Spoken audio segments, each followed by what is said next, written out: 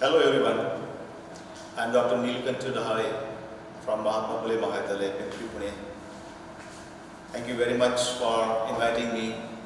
At the outset, before I start my deliberations on the topic given, I would like to extend my sense of gratitude towards the Honorable Principal of Krishna Mahavidyalaya Retrieval Group, Tehsil Karad, District Satara, my very bosom friend, Mr. Suresh Telvekar, and all the dear colleagues, my fellow teachers who are distantly very close to me during this COVID-19 situation.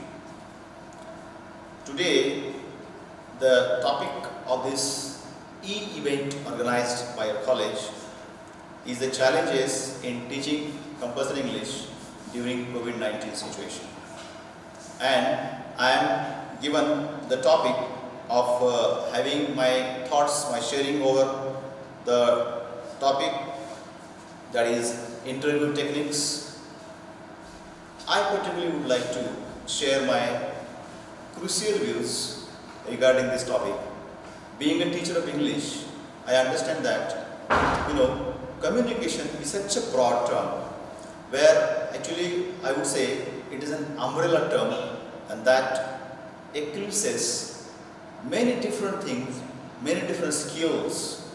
Today we call them as the soft skills, life skills, or even the technical skills, that all are there that this communication term encompasses. I am quite sure about this, that interaction that we are going to have just now will definitely help you all as a teacher, as a human being, even though now we have passed that initial stage of our career where we had faced the interview for seeking job in this profession. Well, as an area, interview techniques, I would like to express my views as far as this area is concerned. First, I would like to begin or bring your attention to the point that communication has broadly divided into two, verbal and non-verbal communication. We obviously all know that verbal communication basically includes the use of or the proper application of language as such. Yes, I understand that being an interviewee, because let us now just concentrate, narrow our attention to the area into techniques as such. As far as verbal communication is concerned, you should be very attentive. You should show the very active and genuine attention towards the interviewer, the very process of interviewing as such. Secondly, you must be clear. Your pronunciation, your way of argument, the very points that you are going to argue in your answers should be very clear, concise, and to the point.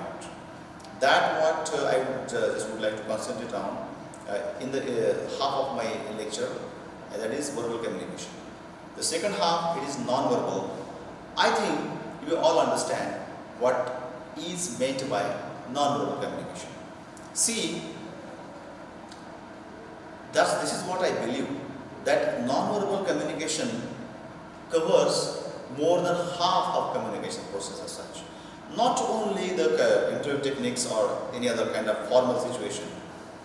This is the fact, this is the very true thing as far as any kind of formal, informal communication that we conduct or carry on in our life. No matter whether you are at home, no matter whether you are having very casual talk with your friend, or even any kind of formal situation like facing an interview. Non-verbal communication contributes more. The way you express yourself, the way you show your face to the audience, the way you wear the clothes, which must be very formal, very sober kind of thing that you should be in, and you should observe the things properly there. Well, now second aspect is that I would like to talk on is the types of interview. Traditionally, that we know that interview is a one-to-one communication from this end to that end. Here on the opposite side you have the interviewee, and there in its opposite it is interviewer. and where interviewer has a little scope to make, I would not say mistakes, but he has liberty over the interviewee, in the sense that the interviewer, is not supposed to be having or paying any kind of cost against asking the questions there. But of course the interviewee has to be very clear as far as responding to the questions. The interviewee must be very clear in his pronunciation, as I have said earlier. He must be very clear, very concise, very scientific, empirical in the way of the language that he must use, must be empirical in a sense. And further, see that interviewee is expected to be with his own thoughts. He should be very original as far as his experience or his very way of expressing through the dialogue is concerned. He has to be very clear about that. Second kind of interview that I would say today is that, you know, what happens there, that interviewee, while he expresses his own views, you know, in one-to-one interview process, he should sit very comfortable before the interviewer, and then of course, as I have said, he should be in his own proper attire, and then having his very clear, concise way of speaking, and also you know, he should just follow or should not cross the boundary. I mean, the boundary means he shouldn't argue with the interviewer as such. He should not interrupt from his side into the very process, the very proceedings of the interview process as such. The second time is the panel. Nowadays, we know that civil services examinations, that is we shortly call as UPSC or MPSC, Union Public Service Commission, or in case of our Maharashtra, it is Maharashtra Public Service Commission, where you will have the panel of the board of say 4, 5 or even 6 and more than that. The interviewers are there and you are just only one for them. I would not say all alone, but you have a very great opportunity to win over all of the interviewers there by responding very positively, very clearly, and very confident manner. The third one is the type of interview is the group discussion. Now see that though it is called as group discussion, but it is also a type of interviewing as such, because where there will be a particular organizer or manager there who manages everything there and will assess you properly there, because you are one of the members there who is going to be assessed properly. So even that kind of situation is also very popular these days, and it is very particularly useful for you being the teacher. While you are trying to explain this particular area to your students, you will have this kind of type of interview techniques there. They're competency based. Now there is another aspect, that where a situation will be created for you by the organizer, and you will be asked to deal with the given situation. You will be given a challenging artificial situation, mock situation, and you will have to manage. You will have to just prove that how you are the right candidate for handling this kind of job. Then the last one, the fourth one type of interview is assessment center. It has been called as. You might have heard about the very official positions or commissioned officer positions in military. The way they are selected, that they call on you, invite you for that interview process at some place particular, and the moment you enter the campus, they start assessing you. They ask you to stay there for about 5 days or so, and they will assess you properly during all the 5 days. The way you sit, the way you interact with the situation, the way you answer the questions asked, the way you behave with your other class 4 or class 3 personnel there, how you during your stay in the hostel, the given place, how you behave with your fellow colleagues and everything. And they will assess you and they will definitely decide whether you are eligible for this particular kind of job or not.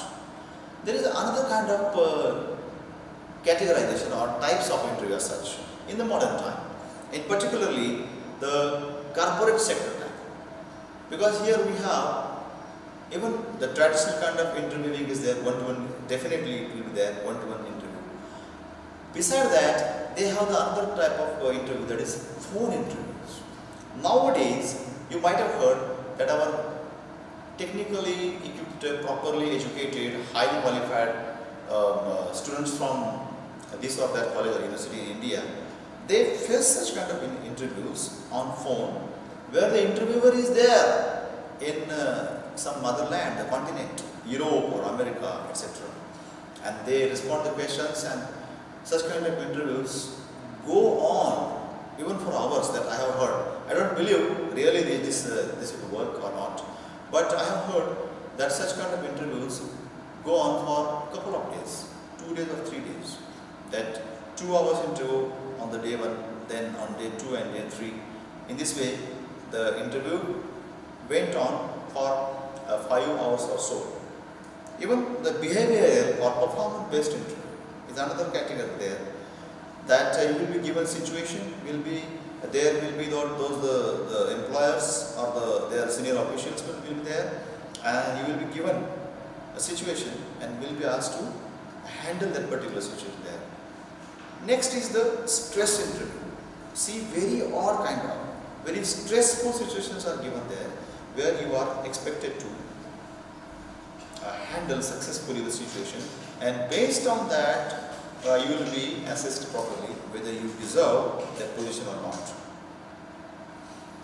Suppose you receive a letter or invitation, and in modern days, modern times, you receive an email from the employer, from that particular organization, and you are asked to prepare yourself for the interview, and the day of the interview occurs. So on that day, you must be should not be nervous, I mean to say that you should be very calm, comfortable. You should prepare yourself with your own potentials as such, because potentials are your inborn things which cannot be bought from market, from outside. You have to dress yourself in a very sober manner. Sit straight there before the interviewer when you enter. Once you enter the interview hall, do not sit till you are asked to. This is very important. What happens that you enter and just try to find the place to sit on, that may create problem. It takes hardly a few seconds, but just give them the space, the time to think about it, whether you wish to.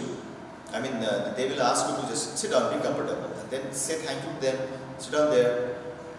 I think once the actual interview process begins, it goes just like you switch on any particular television program. You just do not have a single moment, a single second in hands to just divert from the process, from the situation here and there. The very first question that occurs, definitely, it should go without argument, without division of opinion, that you will be asked, may I know your name please? I think this questioning process is very important, because that is where the very actual exact situation of interviewing takes place. Being an interviewee, you must be prepared well. What happens when you start any particular situation? You, at the very first moment, at the very turn, once you enter the situation, you start feeling comfortable. But when you entering into the situation, it may cause you a kind of nervousness, and that may create negative impression in the mind of the interviewer. So very comfortably, practice it first after going into the interview hall, and just respond your name very quiet and comfortable. It is rarest of the rarest time that you may be asked to explain the meaning of your name. Now the days have gone where explanation or your understanding on your own name occurs there. But be prepared with that also, because your names may have particular meaning, may have particular, mythological, historical, or say other kind of social references. So your name could be taken from any particular famous figure, the celebrity. So then you should be very prepared there. You should be properly prepared for answering this question, and do not take response in a sentence or two on this particular kind of question. And this kind of question can be called as direct question, because there are other questions also that they may ask you about your qualification, they may ask you about some other things very personal to you, and those questions can be treated as direct questions. Once the very process starts comfortably, then they automatically switch over to the other questions. Now the questioning depends on whether you are facing interview from any particular job or any particular kind of higher position or any other sort of thing. It depends. Therefore, I would not go deep into that. You must be prepared as far as the very purpose of the interviewing is concerned. You must be prepared with the answer, the responses, very authentic kind of answer to the questions asked. Of course that. And I may not elaborate after a certain limit on that. That could be the limitation of this process. But irrespective of the situation, the interviewing, the context of the interview as such, I would like to share with you some other questions that may be very helpful to you. Well, as now we are the teachers having our kind of a very respectable job in society. Suppose this kind of position, if you are trying to pass the interview for, then you should be very clear that you will be asked, be prepared for that, is that where do you find yourself from today? I mean, find after 5 years from today. It means that how you project your future with the equipment, the qualifications, the qualities, the skills that you are having today, and how you present yourself after 5 years. It is always simpler to talk about one's past or even the historical things, the figures and all that. It is always comparatively, I would not say difficult, but I definitely say challenging or intricate to talk or think about your future life as such. You must be prepared with that. And that should be very rational, logical things, because if you answer in wrong way or rather in some different way, that particular explanation you are answering may create the further questions. This is also the possibility. Another question that may be asked is that, what are your strengths, your weaknesses?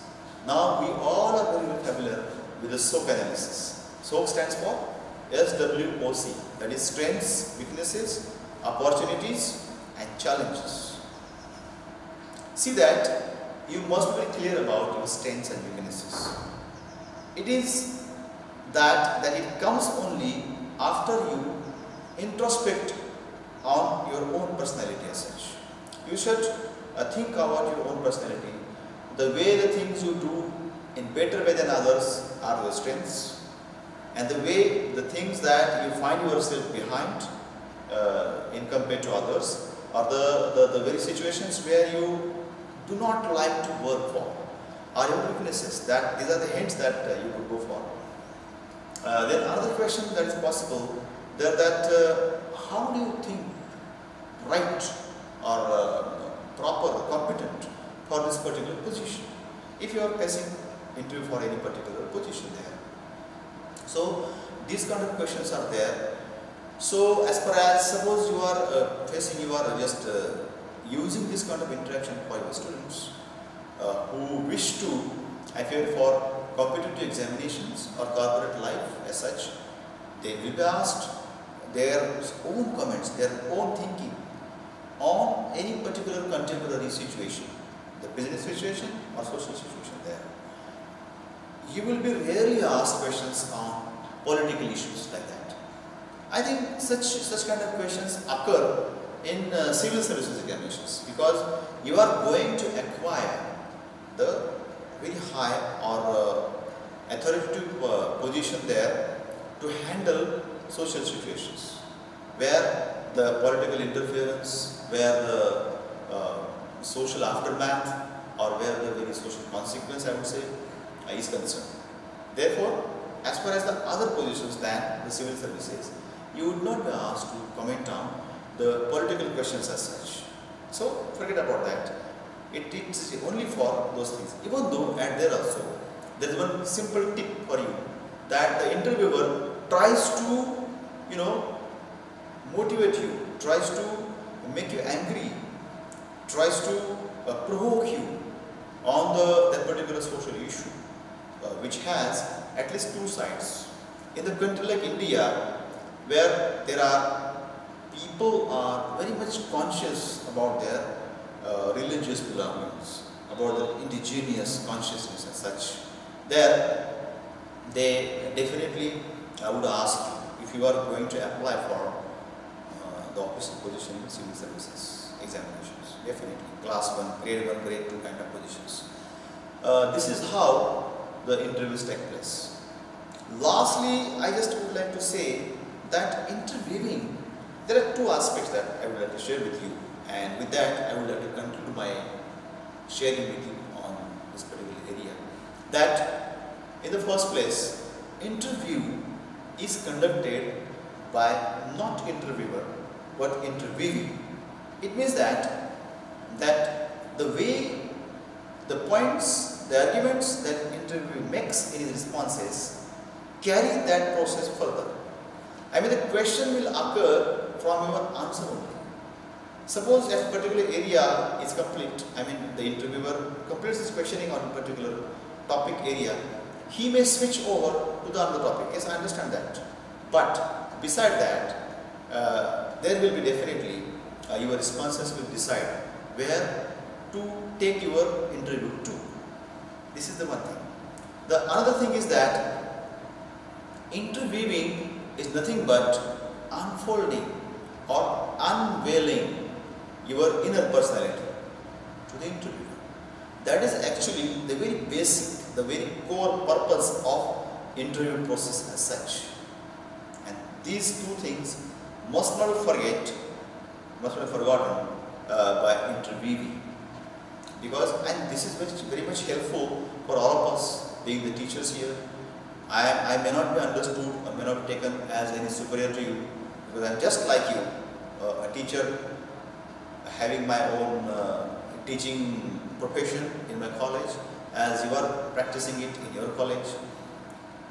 But when you are going to use this our present interaction for your students, for the benefit of your students, for the benefit of your even the children, those other acquaintances with you, never forget to convey these two basic aspects to them. The one is that not the interviewer, but the interviewee conducts the interview. And secondly, that the interviewing or interview, the exercise of interview is to unveil, to unfold, to bring forth, to emerge with the very inner personality of the interview. Now, the personality means, and I end my interaction with this point, that personality consists of not only physical aspects. Rather, physical thing is just having the visibility of the eyeball on the water surface.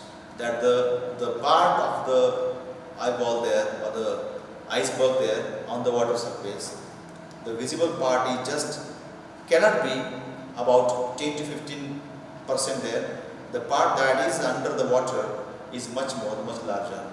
And here, in case of personality, it is your mental personality, it is your intellectual personality, it is your very rational sort of personality, or it is the very storage, your bank, the intellectual bank that you have kept at your bosom through the times. I mean, from the days of your schooling to the present time, and that is where the interviewer tries to make you speak on in the way that your inner personality, your mental personality, your intellectual self is known or is become known to the interviewer as such. And with this, I end my intention. Thank you very much once again. I extend my very heartfelt thanks towards the organizer, the honorable principal of the college, and also the organizing team, the members of the team. Thank you very much. Stay home, stay safe, stay strong during this COVID-19 situation.